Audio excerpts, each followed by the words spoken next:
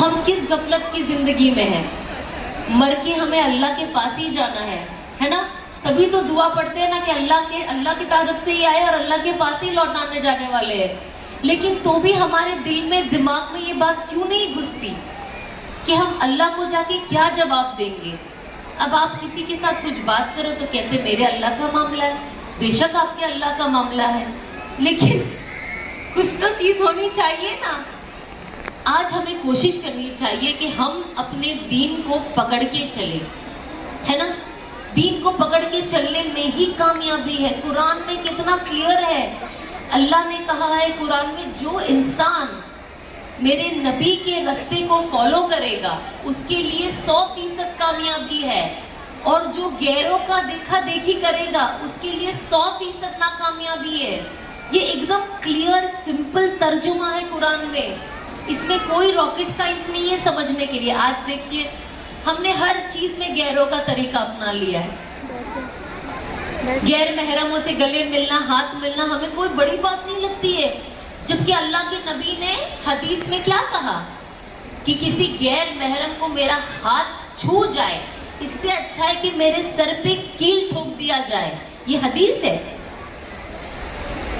کہ اس سے اچھا میرے سر پہ کیل ٹھوک دیا جائے, صرف ایسا نارمل ہاتھ لگ جانا بھی.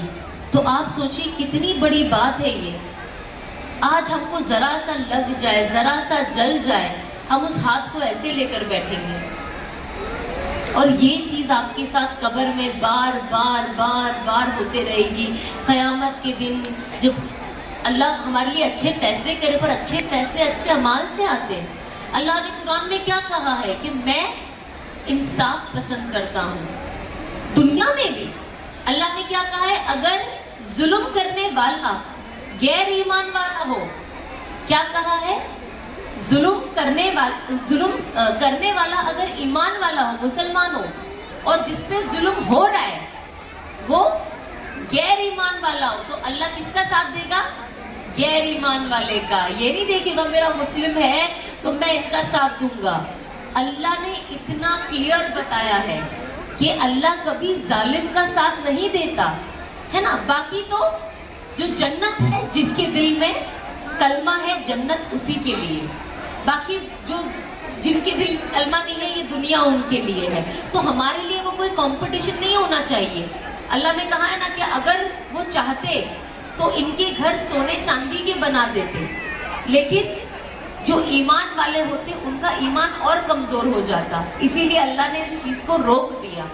تو ہمارے لیے یہ ساری چیز کتنی بڑی چیزیں ہیں کہ ہم اس چیز کو سمجھیں. ہم سمجھیں کہ ہم مسلمان ہیں, ہے نا. آج ہم ایسے ایونٹس رکھتے ہیں, آج ہم تعلیم کی اتنی بات کرتے ہیں, بہت بار ہم کتنا اٹینڈ بھی کرتے ہیں, بٹ ہم سننا کتنا چاہتے ہیں, ہم اس میں سے عمل کتنے چیزوں پہ کرنا چاہتے ہیں, وہ میٹر کرتا ہے. آج آپ لوگ سب یہاں پہ آئے ہو, آپ لوگ نیت کرو کہ میرا یہاں آنا صرف میری حاضری لگانا نہیں ہے, میں واقعی کچھ سیکھنا چاہتی ہوں, میں واقعی یہاں سے کوئی اچھی چیز لے کے جانا چاہتی ہوں, میں واقعی اپنی زندگی بدلنا چاہتی ہوں. جب تک آپ اپنے اندر یہ چیز نہیں ڈالو گے, کوئی انسان آپ کو نہیں بدل سکتا جب تک آپ خود نہیں بدلو. ہم اللہ سے مانگتے اللہ میں ہدایت دے, ہدایت دے. اللہ سبحانہ و تعالیٰ تو کہتے ہیں میں تو سب کو ہدایت دوں گا. آپ قربانی تو دیں, آپ محنت تو کریں. آج ہم دنیا میں کوئی چیز مانگتے, اگر ہمیں پتا ہے کہ چلو ابھی ہمیں گھر خریدنا ہے, گاڑی خریدنا ہے, کپڑا خریدنا ہے, کوئی بھی چیز ہے دنیا کی, تو محنت کرتے ہو کہ نہیں کرتے ہو, کرتے ہو نا. ہر انسان اس چیز کو پانے کے لیے محنت کرتا ہے. گھر پہ بیٹھ کے اٹھ کے صرف یہ نہیں بولتا ہے مجھے یہ چاہیے, مجھے وہ چاہیے.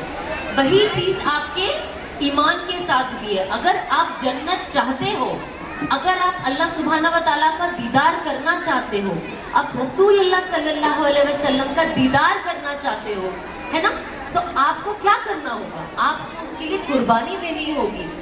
اب جیسے میں نے کہا کہ اللہ سبحانہ و تعالیٰ کیا کرتے ہیں کہ اللہ کہتے ہیں کہ میں فیر ہوں, میں انصاف پسند کرتا ہوں.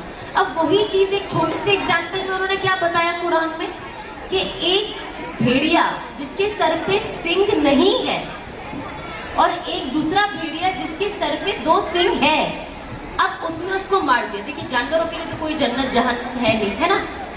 تو جس نے اس کو سنگ مارا, اللہ سبحانہ و تعالیٰ وہ دونوں جانور کو قیامت کے دن کھڑا کریں گے, اور جس کے سر پہ سنگ نہیں تھی اسے سنگ دیں گے اور کہیں گے اسے مار.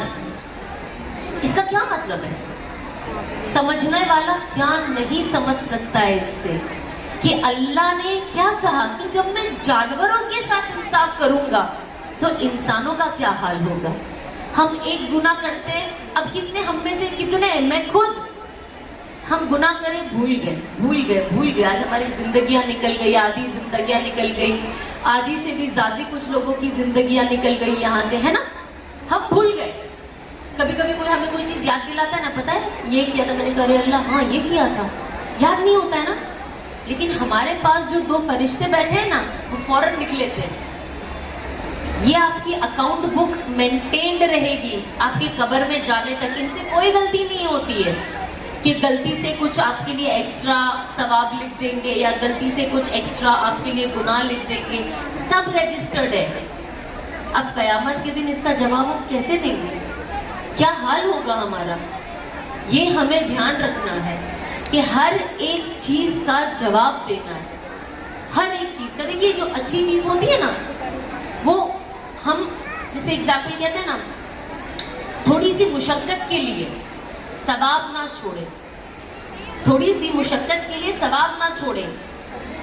وقت چلا جاتا ہے, ثواب رہ جاتا ہے, مشقت کا وقت ختم ہو جاتا ہے.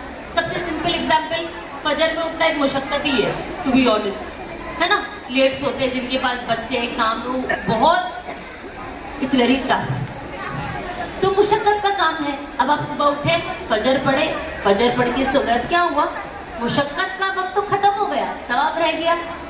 اب وہ قیامت کے دن یہ ثواب حشر کے میدان میں آپ کے سامنے کھڑا ہو جائے گا اور جنت کے گیٹ تک آپ کو لے کر جائے گا, کیونکہ یہ تو ثواب کا کام ہے. ویسے ہی کہتے ہیں نا, تھوڑے سے مزے کے لیے گناہ نہ کریں, مزہ ختم ہو جاتا ہے, گناہ رہ جاتا ہے. اب کتنے لوگ ہیں ہم کہتے ہیں ارے میری دوست ہے, اب برتھ ڈے چلے جاتے ہیں. آج کل شادیاں تو ایسی ہو گئی ہے کہ شادیوں میں جانے کا بند ہی کر دیا ہے میں نے پورا, کیونکہ ایسے ڈھول دھتنگ وہاں پہ ہوتے, مجھے لگتا ہے یہ چیز میرے پکڑ میں نہ آ جائے. ہاں ہلدی نے یہ نے فلانا نے کیا, میں تو سنتی ہوں, میں کہتی ہے کون سے نکاح ہو رہے, میں نے تو اس کے بارے میں کہیں پڑھا ہی نہیں ہے, نہ کہیں دیکھا ہے.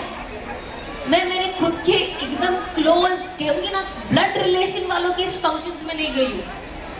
میں نے کہا برا لگتا ہے لگا ہو, کوئی پرابلم نہیں ہے. قیامت کے دن مجھے کوئی پہچاننے نہیں والا ہے آپ میں سے جتنے بھی میرے خاندان والے لوگ ہیں. ہاں وہاں تو نفسا نفسی کا ماحول ہوگا. وہاں ہماری جب ماں ہمیں ایک ثواب نہیں دے گی تو گھر والے کیا دیں گے؟ مجھے اس سے کوئی لینا دینا نہیں ہے, جسے بات نہیں کرنی ہے مت کرو, لیکن میں اس فنکشن میں پارٹیسپیٹ نہیں کر سکتی. اور میں بولتی ہوں مت کرو, یہ غلط ہے. آپ سوچتے ہو مزے کر لیے, فنکشن چلا گیا, نہیں, یہ لکھا گیا ہے, جواب دینا قیامت میں اس کا. اب کیا ہوا؟ تھوڑے سے مزے کے لیے اپنے گناہ تو کر لیا, اب مزہ ختم, گناہ رہ گیا.